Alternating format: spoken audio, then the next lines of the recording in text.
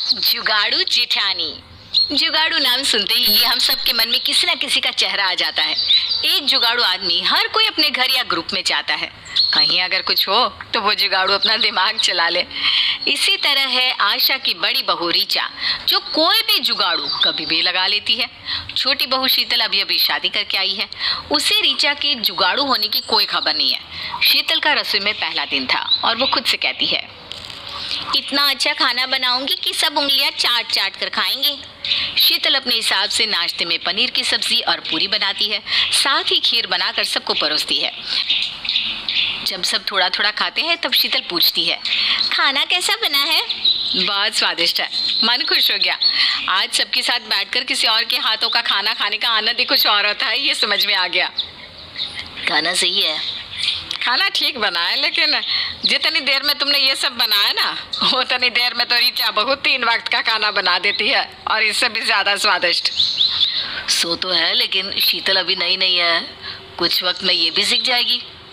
भाभी के खाने से किसी की कोई तुलना ही नहीं है भैया।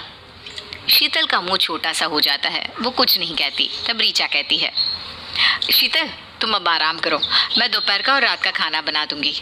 ठीक है भाभी, मैं आपके साथ रहूंगी, देखूंगी आप कैसे काम करती हो। अरे नहीं नहीं, अभी तो पूरी जिंदगी पड़ी है काम के लिए, तुम थोड़ा आराम कर लो ना आज। रीचा आराम से खा पीकर अपने कमरे में चली जाती है और सो जाती है। फिर आराम से वो 2 बजे उठती है। इधर शीतल सोचती है, भाभी तो अभी तक सोई हुई है, थोड़ी देर में सब खाने के लिए आ जाएंगे, भाभी को उठा देती हूँ। शीतल रीचा के कमरे में जाती है और कहती है, भाभी बहुत देर हो गई है, मैं भी आपके साथ रसोई में चलती हूँ। अरे बाबा, अभी 10 मिनट में खाना बनकर तैयार हो जाएगा, तुम देखो सब आएंगे उसके पहले मेरा काम हो गया होगा। रीचा रसोई में जाती है और फटाफट एक ही कुकर में चावल और दाल दोनों चढ़ा देती है। जब तक चावल दाल बनकर तैयार होगा उतनी देर में कच्चे आलू की सब्जी बना लूंगी। रीचा कच्चे आलू को काट कर उसकी सूखी सब्जी बना देती है, फिर कुकर में से दाल निकाल कर छौंक लगा देती है। 2:15 बजे तक सब खाने की मेज पर आ जाते हैं और रीचा खाना लगा देती है, खाने के साथ अचार, पापड़ और सलाद भी। बहू, दाल की खुशबू तो जबरदस्त आ रही है।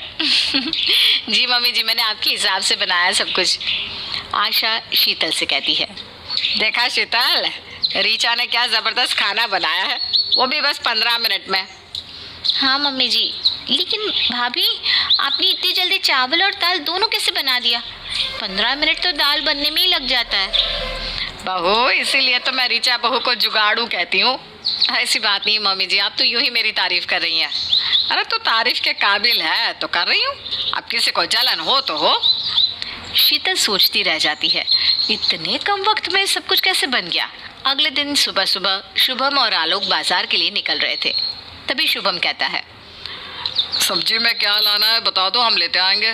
तुम लोगों को कुछ लाने की जरूरत नहीं है, मेरी रीचा बहू ले आएगी। आलू प्याज के साथ मिर्च मुफ्त, भिंडी शिमला के साथ धनिया पत्ती मुफ्त। एक तुम लोगों जो कभी कुछ मुफ्त में नहीं लाते। गजब है माँ, कौन देगा मुफ्त में धनिया पत्ती और मिर्ची, इतनी महंगाई का जमाना है।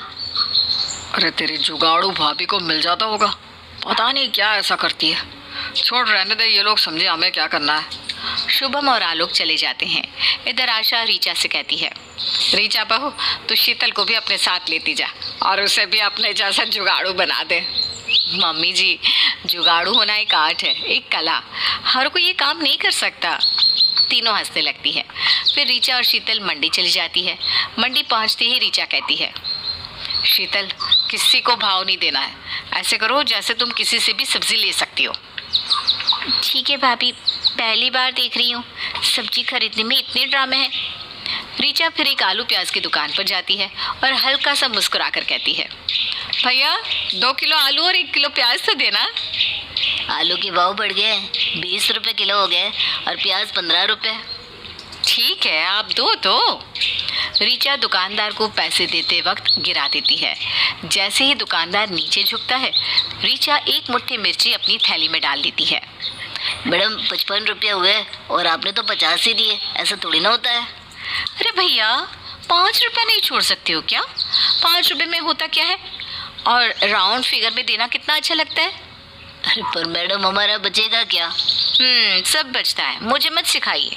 रखिए रखिए, अगली बार ले लीजिएगा, चेंज नहीं है मेरे पास। शीतल देखती रह जाती है। वहां से निकलकर शीतल ऋचा से कहती है, भाभी ये सब क्या है? ऐसे किसी का कुछ नहीं लेना चाहिए।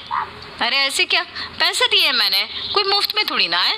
इन्हें ना बहुत फायदा होता है, ऐसे तो तुम कभी जुगाड़ू नहीं बन पाओगी। शीतल मन ही मन सोचती है, ऐसा जुगाड़ू मुझे बनना भी नहीं है। इसे जुगाड़ू नहीं, चोरी कहते हैं। मंडी से निकलते वक्त सब ऋचा को घूरने लगते हैं। शीतल को गुस्सा आता है और वो कहती है, अब से ना मुझे मत लाइएगा, ये सब आप ही कर सकती हैं। दोनों बहुएं घर पहुंचती है। आज तो बहुत देर हो गई, अब तो नाश्ते का वक्त हो चला है। मम्मी जी, ऋचा के होते हुए आप क्यों नाश्ते की टेंशन ले रही हैं? अब देखो, ऋचा फटाफट 2 मिनट में खाना बना देगी। 2 मिनट में तो मैगी भी नहीं बनती, आप नाश्ते की बात कर रही हैं। ऋचा है तो सब मुमकिन है। ऋचा तुरंत रसोई में जाती है। शीतल भी उसके पीछे पीछे जाती है। देखो तो ऐसा भाभी करती क्या है जिससे इतनी जल्दी खाना बन जाता है। क्या बनाऊं? फ्रिज में देखती हूँ क्या बासी पड़ा है। ऋचा फ्रिज खोलती है और बासी दाल निकालती है। दाल की पूड़ी बना देती हूँ, साथ में सॉस। ऋचा आटे में ही दाल डाल देती है, उसमें मसाले घी डालकर उसका आटा लगा देती है और फिर पूड़ियाँ सेकने लगती है। भाभी ये तो मैंने पहली बार देखा, ऐसे अच्छा भी लगेगा क्या खाना? देख लेना, कोई नहीं खाएगा। देवरानी जी, कोई छोड़ेगा भी नहीं, मैं तुमसे ज्यादा जानती हूँ सबको। शीतल नाश्ता परोसती है और सब नाश्ता वाह वाह करके खाते जाते हैं। भाभी क्या पूड़ियाँ बनाई है, ऐसे तो बाजार में भी नहीं मिलता। अब हफ्ते में एक दिन मुझे यही खाना है। हाँ बना दूंगी, इसमें कौन से हाथी घोड़े लगते हैं। शीतल बस चुपचाप सब देखती रहती है। इसी तरह दिन बीतने लगते हैं। एक दिन काम वाली काम कर रही थी और झाड़ू टूट जाती है। काम वाली आशा से कहती है, माँ जी, इस तरह तो मेरे से काम नहीं होएगा। झाड़ू कैसे लगाएगी मैं? कल आप झाड़ू मंगवा कर रखना, तभी मैं काम करने आऊँगी। तभी ऋचा काम वाली की आवाज़ सुनकर अपने कमरे से आती है। ओहो महारानी, झाड़ू टूटी नहीं है, खुल गई है, अभी बना देती हूँ मैं। भाभी इसमें बच्चा ही क्या है जो बनाएगी? ऊपर से सीखे गट जरूर जाएगी आपको। अरे तू मेरी चिंता छोड़, तू बस काम ना करने के बहाने ढूंढती रहती है। ऋचा सारे झाड़ू की सीखें जमा करती है और साथ ही कुएं पर पड़ी पुरानी झाड़ू की सीखें भी निकाल कर ले आती है। फिर मोहल्ले में इधर उधर झांकने लगती है। भाभी ये क्या कर रही है आप? अरे तो रुक तो। ऋचा की नजर एक रस्सी पर पड़ती है। जा, वो रस्सी दिख रही है ना, वो लेकर आ तो, अभी तेरी झाड़ू नई बना डालती हूँ। ऋचा रस्सी से झाड़ू को जोर से बांध देती है और झाड़ू तैयार। काम वाले का मुंह बन जाता है और आशा कहती है, ऋचा बहू के होते हुए मुझे किसी भी चीज की टेंशन लेने की जरूरत नहीं है। भगवान मुझे हर जन्म में ऋचा बहू जैसी बहू देना। मम्मी जी आप भी ना। अगले दिन शुभम नहाने के लिए जाता है और देखता है कि झरने से पानी नहीं आ रहा। अचानक से पानी को क्या हो गया? अब मैं क्या करूँ, कपड़े भी उतार दिए, आवाज लगाता हूँ, ऋचा ऋचा देखो ना, पानी क्यों नहीं आ रहा है। हाँ आई। ऋचा बाहर के सारे नल देखती है और देखती है कि किसी से भी पानी नहीं आ रहा। ऋचा आलोक से कहती है, देवर जी आज पानी क्यों नहीं आ रहा है, क्या हुआ है, जरा देखिए तो। हाँ भाभी मैं चेक करता हूँ। आलोक पानी की टंकी चेक करता है। टंकी तो खाली हो गई है। अच्छा, तो पाइप से लीकेज आ रहा है। भाभी पाइप में छेद हो गया है, कोई जुगाड़ लगाता हूँ ताकि भैया बाहर तो आ पाए। आलोक पानी वाले को फोन करता है। भैया एक टैंकर पानी ला देना। अरे पागल हो गया है क्या, अभी इतने पैसे लग जाएंगे, तू इसे मना कर दे। भैया रहने दो, जरूरत पड़ती है तो मैं आपको कॉल करता हूँ। आलोक फोन रख देता है। माँ तुमने मना क्यों कर दिया? अब क्या भैया पूरा दिन बाथरूम में पड़े रहेंगे?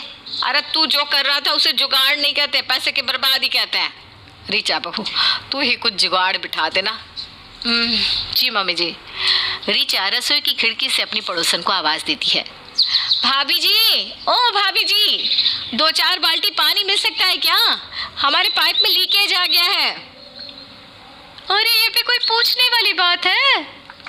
ऋचा रसोई से एक बड़ा सा पाइप उसे देती है और पाइप के जरिए पानी भरकर बाथरूम में शुभम को देती है। उधर शुभम नहा लेता है और ऋचा शीतल से कहती है, पानी अभी भर रही हूँ, तुम और देवर जी भी जल्दी जल्दी नहा लो, फिर पाइप को सील करवा दूंगी। जी भाभी। और घर में सभी नहा धो लेते हैं। 8-10 बाल्टी भरकर रसोई में रख लेती हूँ, जिससे आज भर का काम चल जाएगा। रीचा पानी भरकर पड़ोसन से कहती है, भाभी जी शुक्रिया, काम हो गया, अब आप अपना नल बंद कर दो। इसमें शुक्रिया का क्या है? अब हम एक दूसरे के काम नहीं आएंगे तो कौन आएगा? शीतल रीचा से कहती है, भाभी अभी का काम तो हो गया, लेकिन टंकी में पानी नहीं भरा तो क्या करेंगे? बनवाना होगा ना। अरे रीचा, बहुत बहुत शुक्रिया। आज तुम नहीं होती तो मेरा क्या होता। मेरी बीवी सच में तारीफ़ काबिल है। भैया पानी का सोचिए। अरे हाँ, अब पाइप वाले को फ़ोन करना, आकर बदल देगा। अरे गधो, इसमें बहुत पैसा लग जाएगा। इतने छोटे छेद के लिए तुम लोग पूरा पाइप ही बदल दोगे। पैसों की बर्बादी है ये। पाइप की टेंशन तुम लोग छोड़ दो, वो मैं देख लूँगी। अग्रवाल जी के घर में भी काम चल रहा है ना, वहाँ जाकर देखती हूँ। रीचा अग्रवाल जी के घर जाती है और पाइप बनाने वाले से बात करने लगती है। फिर ज़मीन पर लगी एमसिल को देखकर कहती है, ये क्या है भैया? मैडम ये एमसिल है, छेद भरने के काम आता है। अरे फिर तो मेरा काम बन गया। रीचा थोड़ा सा एमसिल लाकर पाइप में लगा देती है और उसे आधे दिन के लिए छोड़ देती है। रात को दुकान से जब दोनों भाई आते हैं तो उन्हें सब पहले की तरह ही मिलता है। ऐसे ही तो माँ की लाडली बहू नहीं हो। ज़बरदस्त जुगाड़ू है मेरी बीवी। पाइप भी बन गया और टंकी भी भर गई। शुक्रिया जी। दिन बीतने लगते हैं। इधर मंडी में सब रीचा की हरकतों को पहचान जाते हैं और उसे अब हर सब्जी के भाव बढ़ा बढ़ा कर बताते हैं। एक रोज रीचा मंडी जाती है और सब्जी वाले से कहती है, भैया 2 किलो आलू और 2 किलो प्याज देना। मैडम आलू 40 रुपये और प्याज 30 रुपये। भैया आप तो दुगने दाम बता रहे हो, इस तरह थोड़ी ना होता है। मैडम आप भी तो मुफ्त में मिर्ची, अदरक और धनिया पत्ता ले जाती हैं, इस तरह भी तो नहीं होता। आप जाकर किसी से भी पूछ लीजिए, इससे कम में तो कोई देगा ही नहीं आपको। रीचा मुंह बनाकर बिना सब्जी लिए ही घर आ जाती है। मई का महीना आता है और बेजोड़ गर्मी पड़ने लगती है। बिजली का बिल आता है। बिजली का बिल देखकर शुभम अपना कलेजा पकड़ लेता है। 10,000? इतना ज़्यादा बिजली का बिल आएगा तो मैं तो सड़क पर ही आ जाऊँगा। तुम लोग चाहते क्या हो? अपने अपने कमरे की लाइन ऑफ करके रख दो। फालतू का अगर किसी के कमरे में एसी चला देख लिया ना तो उसकी शामत आ जाएगी, समझो। भैया इतनी गर्मी है, बिना एसी के नहीं चलता। 1 घंटे तक चलाकर फिर बंद रखो ना कमरा। घर है तो बिजली का बिल तो आएगा ही, कोई कंट्रोल नहीं कर सकता। ठीक है, तो अब तुम ये भरना बिल। इस बार तो जैसे तैसे मैं दे रहा हूँ, उसके बाद सब अपना अपना समझो। बिजली कट भी जाएगी तो मैं बिल नहीं भरने वाला। अरे ठीक है ठीक है। शीतल का मुंह छोटा हो जाता है। तब रीचा धीरे से कहती है, शीतल तुम चिंता मत करो, मैं हूं ना कोई जुगाड़ लगा ही दूंगी। शुभम और आलोक अपनी दुकान चले जाते हैं। इधर आशा अपने बेटों के पीछे से जहाँ जहाँ फिजुल की लाइट और पंखे जले थे उनको बंद करती रहती है। बार बार लाइट बंद करने के चक्कर में आशा 2 मिनट भी बैठ नहीं पाती। आशा को बार बार ऐसा करता देख शीतल कहती है, मम्मी जी आप क्यों इतना कर रही हो? बिजली का बिल आएगा तो दिया जाएगा, नहीं तो उसका कोई जुगाड़ लगाना होगा। आप बार बार ऐसा करोगी तो आप थक जाओगी। गुस्से में चिड़चिड़ाते हुए आशा कहती है, बंद ना करो तो क्या करूं? मेरे बेटों का पैसा लग रहा है, कहाँ से देंगे इतना इतना बिल? तुम लोगों का क्या है, बस मुफ्त की बिजली है, जलाते रहो। जब अपनी जेब से पैसे लगेंगे ना तब समझ में आएगा। इधर रीचा बिजली बिल बचाने के जुगाड़ में लगी रहती है। बालकनी में खड़ी रीचा की नज़र अपने घर के सामने लगे बिजली के पोल पर पड़ती है। बगल में छोरा और गांव में ढिंडोरा। इतने दिनों से मेरे दिमाग में ये आइडिया क्यों नहीं आया? आज ही बिजली के खंभे से एक तार खींचकर घर में लगा देती हूँ, फिर चलाओ जितनी लाइट, पंखे और एसी। रीचा उसी वक्त जैसे तैसे खंभे से तार तानकर अपने घर के मीटर में डाल देती है। शीतल रीचा को देखकर कहती है, भाभी इसमें बहुत खतरा है, अगर एक बार करंट लगा तो पूछो मत, आदमी कहाँ जाएगा। अरे कुछ नहीं होगा, ये सब मैं तेरे लिए ही तो कर रही हूँ। जितना लाइन जलाना है जला, अब बेफिक्र एसी चला सकते हैं हम। रीचा मुझे तो पता ही था कि तू ही है जो कुछ ना कुछ कर सकती है। आशा मिर्ची लाकर रीचा की नज़र उतारती है। शुभम और आलोक को जब ये पता चलता है तो वो दोनों भी जुगाड़ू रीचा की तारीफ करने लगते हैं।